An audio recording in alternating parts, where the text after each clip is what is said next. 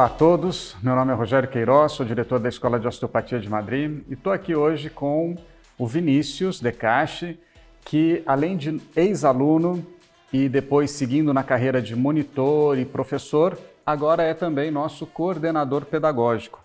Então, queria estar fazendo algumas perguntas para o Vinícius e talvez a primeira delas é assim: Vinícius, eu acabei te convidando para esse cargo da coordenação pedagógica muito em função até mesmo do teu estudo de tese que envolvia a gamificação, que envolvia a educação e que eu vi que você foi se empolgando, se apaixonando pela questão educacional e queria ver como que você hoje entende todo o processo pedagógico da Escola de Osteopatia de Madrid frente ao que a gente vai ter aí nesse futuro da osteopatia e da educação em geral.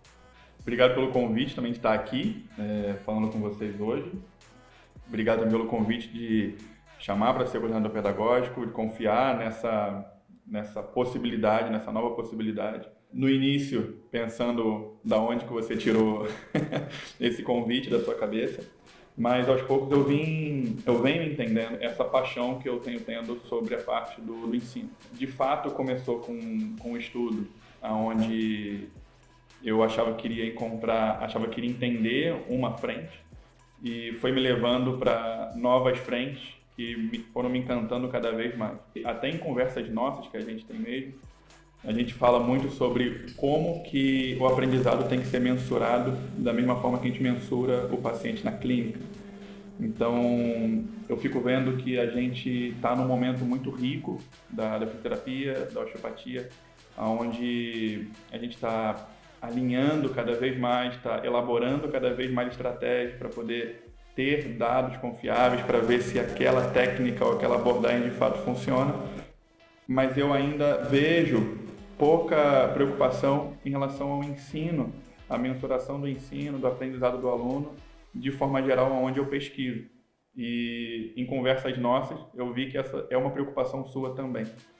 E eu vejo que a escola hoje, ela está mergulhando de cabeça numa abordagem muito inovadora, muito à frente do que a gente vê de ensino, mas ela, para algumas pessoas, pode assustar, parecendo que é uma coisa muito nova e desbravadora, que não tem conhecimento aonde o que está sendo feito não está sendo estudado. Mas acho que é muito pelo contrário. Eu acho que a grande questão é que a gente ainda não tem os dados desse novo modelo para ver o quanto que ele é rico, de fato, nessa modalidade. Então, eu fico muito feliz de estar na escola com essa nova função, não vou nomear como cargo, acho que uma nova função, para conseguir entender cada vez mais esse processo de aprendizado do aluno e ver como que esse modelo de educação espiral 4.0 ela pode atuar e que a gente possa ir vamos botar num curto, médio e longo prazo, ter dados suficientes para a gente ver o quanto que isso foi rico para o aprendizado do aluno e também para o nosso aprendizado como docente. É uma possibilidade muito, muito rica. Eu acho que não só para mim, mas para todo mundo que está na escola, seja aluno, monitor, professor, coordenador, supervisor. Eu há muito tempo atrás usava um exemplo que era assim, para os chineses, né, quando fala de artes marciais, eles dizem o seguinte, que o primeiro passo é você dominar aquelas técnicas das artes marciais. O segundo passo é você dominar e saber ensinar, é você ensinar para alguém aquelas técnicas. E depois você tem que ensinar a como ensinar. E quando você tem uma pessoa que você ensinou a ensinar e essa pessoa continua sabendo como ensinar para outras, é como se aí você se tornasse o grão-mestre e que aquele conhecimento vai perpetuar. E nesse sentido, a gente vem buscando dentro da escola uma tradição de como ensinar, né? Então, a gente forma pessoas que têm que saber muito de osteopatia. Só que às vezes sabem muito de osteopatia, mas não sabem ensinar osteopatia. Então, por isso que a gente tem o programa de formação docente, que é justamente de traduzir esse conhecimento de osteopatia para o conhecimento do ensino da osteopatia. Dentro desse programa de formação docente, o que você vê de positivo, o que você vê já que nós tivemos ganho com isso e quais são os próximos passos? O que a gente ainda pode melhorar? Eu sempre vi o programa de formação docente como uma das grandes oportunidades, possibilidades do profissional que entra como corpo docente da escola. E aí é uma coisa que alguns monitores até se assustam, é que eles fazem parte do corpo docente da escola. Então, a partir do nível 1, ele já é considerado.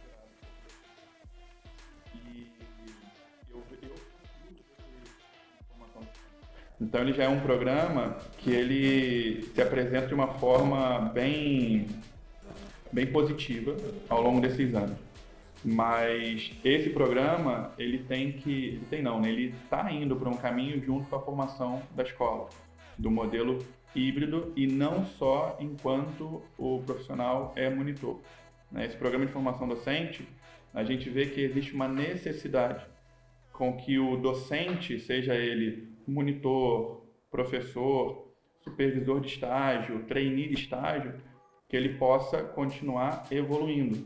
Tanto que o programa é um programa de aprendizado contínuo, onde tem reciclagem, onde tem novas formas de aprendizado, não só da técnica, mas sim de como passar o que é osteopatia. E uma coisa muito rica desse programa é que não é só o aprender a ensinar, mas a gente também tem que refletir sempre sobre o que de fato é osteopatia. Porque assim como qualquer corpo vivo, que a osteopatia ela vai se adaptando a cada momento que vai passando. E uma coisa que eu venho refletindo muito, né? Até a gente tem conversado que eu tenho remado, então passei a fazer remo. Numa dessas remadas eu tive uma reflexão que o remo você vai remando e vai se deslocando de costas. Só que você olha para um ponto da onde você veio. Então eu sei da onde eu parti. Se eu quero voltar para lá, eu tenho que estar alinhado com aquilo. Então por que isso me gerou uma reflexão muito grande? Porque eu posso ir para muito longe, eu posso ir numa outra ilha. Mas se eu não estou alinhado da onde eu vim, isso eu posso botar tudo a perder. Então por mais que a osteopatia ela seja um corpo vivo, que ela se adapte, eu tenho que saber da onde que ela veio e qual é a minha essência. E eu acho que isso é uma coisa que pode entrar ano, pode sair ano.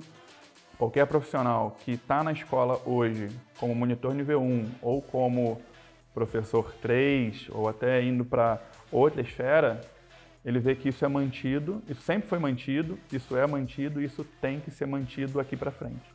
Tá? Então eu vejo muito dessa forma o programa de formação docente.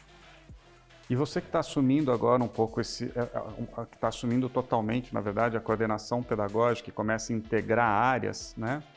Como que você vê, pegando um pouco isso que você falou, que eu achei bem interessante, que é a tradição osteopática que a escola sempre seguiu, mas que agrega o que tem de mais atual em termos de pesquisa, e que a escola está investindo muito nessa parte de pesquisa, né? Então, como que a gente pode integrar cada vez mais isso? O que é dado em sala de aula, o que é feito nas práticas clínicas e a investigação científica. Acredito que um dos grandes dilemas, né, dessas evoluções tecnológicas que vão acontecendo. Dentro disso a gente vê, por exemplo, empresas que faziam atendimentos humanos, que era você ligava para uma empresa para falar com algum atendente e resolveu mudar para um atendimento puramente robótico, viu que também não estava sendo tão bom. Então, hoje já tem o atendimento híbrido, onde existe um atendimento tecnológico e um atendimento humano.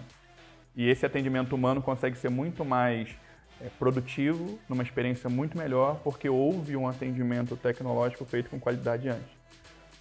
Então, eu vejo que a pesquisa está indo para esse caminho. Isso já está acontecendo e, assim, está diante dos nossos olhos. Então, a gente já tem grandes empresas, por exemplo, a IBM tem o Watson, que está dentro de um monte de coisa que a gente mexe o dia inteiro. A gente gosta de pedir um carro, um serviço de carro pelo celular. A gente gosta de pedir uma comida pelo celular. Mas por que quando a gente fala de pesquisa a gente não pode usar a mesma coisa? Então a gente já usa isso o tempo inteiro. Mas eu acho que ainda existe uma relutância sobre alguma coisa que a gente não conhece, né? Mas hoje o estudo de dados ele está muito mais acessível a todo mundo. A gente está gerando dado o tempo inteiro. Então, quando eu atendo meu paciente, eu estou gerando dado. Quando eu falo com o meu paciente, estou gerando dado. Quando o aluno faz uma pergunta, está gerando dado. Quando ele responde a uma prova, ele está gerando dado. Então, a questão, eu não acho que é mudar tanto, mas eu acho que é perceber algumas coisas que sempre tiveram na nossa frente. E isso, para mim, não é tão diferente assim da osteopatia, né? A osteopatia eu vejo que é você aumentar a sua capacidade de percepção sobre algumas coisas. Isso envolve a osteopatia. E quando eu falo do avanço da ciência nesse sentido, não tem como não pensar que são duas coisas em paralelo. Então, a possibilidade que a gente está tendo hoje com o avanço da tecnologia é, de fato, testar os dados que estão sendo gerados o tempo inteiro, que a gente sempre percebia, mas percebia através de um olhar um tanto quanto enviesado. Então, eu vejo que a tecnologia hoje ela consegue nos ajudar a ter menos viés, desde que manipulados com ética, com segurança, com respeito. Mas é engraçado que, apesar de ver uma coisa, um caminho de futuro muito novo, eu não consigo achar que é tão novo assim, sabe? A tecnologia mas o nosso olhar, ele não é novo, é o mesmo olhar que a gente tinha. A gente só está usando ferramenta, tecnologia para poder aguçar um pouquinho melhor. O que você estava falando também, você colocou a questão de modelos híbridos, né? A gente começou agora na escola com um modelo híbrido de educação, né? Um modelo híbrido de ensino e aprendizagem, e que, para mim, está muito claro que ele traz uma série de vantagens. Mas eu queria que você comentasse um pouquinho, né? O que você acha que esse tipo de modelo híbrido ele traz de vantagem em relação ao modelo 100% presencial em sala de aula? Eu acho que o modelo híbrido ele tem algumas facilidades que, para algumas pessoas, o modelo presencial pode não ser viável, né? No atual momento que a gente está, no meio de uma pandemia, isso acaba sendo muito claro. Mas pensando num cenário onde não tem a pandemia, a gente vê que as pessoas estão ficando cada vez mais carentes de tempo.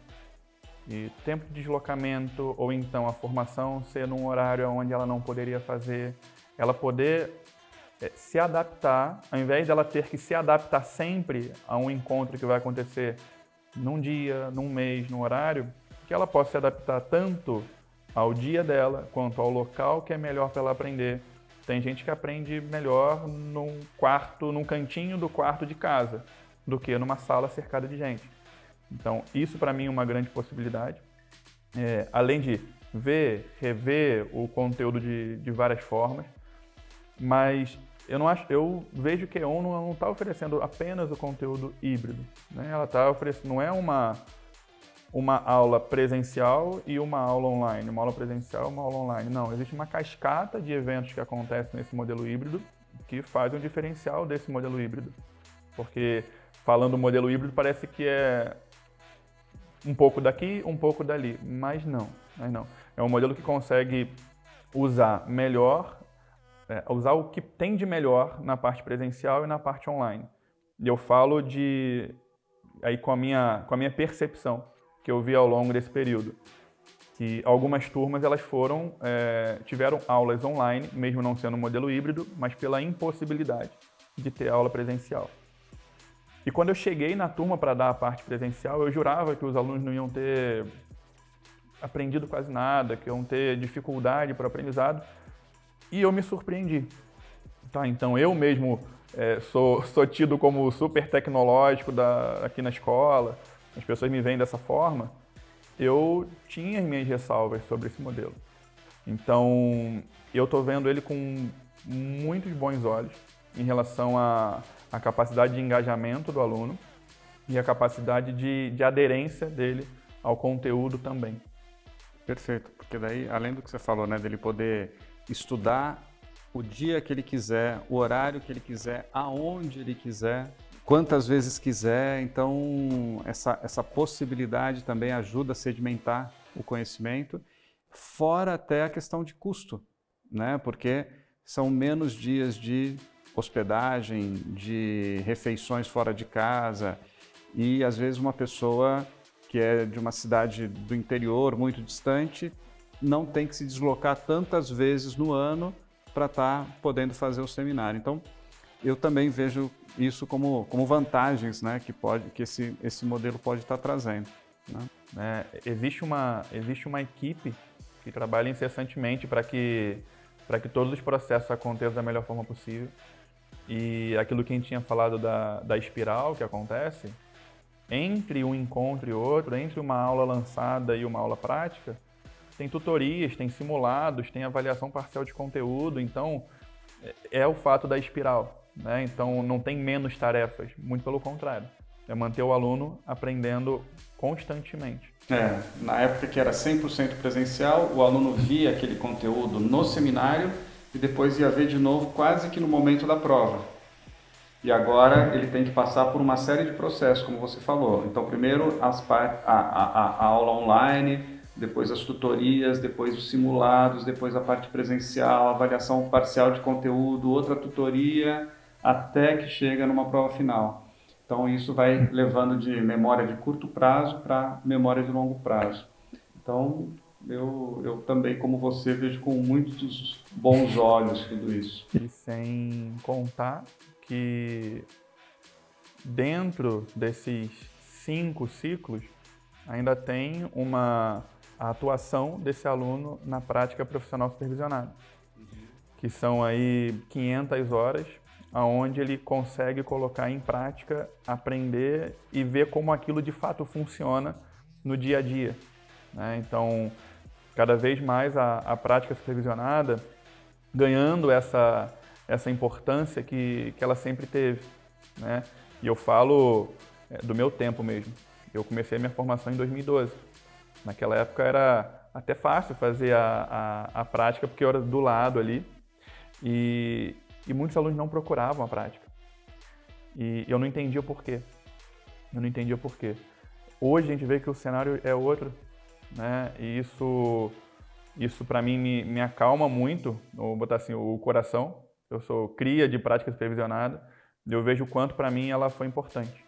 E cada vez mais, dentro desse modelo híbrido, a gente vai ter a prática profissional sendo tão importante quanto a aula presencial, porque é onde o aluno de fato bota a mão na massa e vê as coisas funcionando. Não só põe a mão na massa, mas põe a mão na massa sendo supervisionado por um professor, um monitor da escola, e que existe toda uma sistematização de como fazer o processo de avaliação, como desenvolver o raciocínio osteopático e como tratar efetivamente o paciente, né? Então, que são coisas que, por mais que a gente queira, né, às vezes desenvolver tudo isso sozinho no consultório fica difícil. Então, ter a oportunidade de alguém que já trabalha com isso há tempo, né, tá junto com você ali, é algo excepcional. Eu, na minha época de formação, muito tempo atrás, isso não existia, né? Então, foi um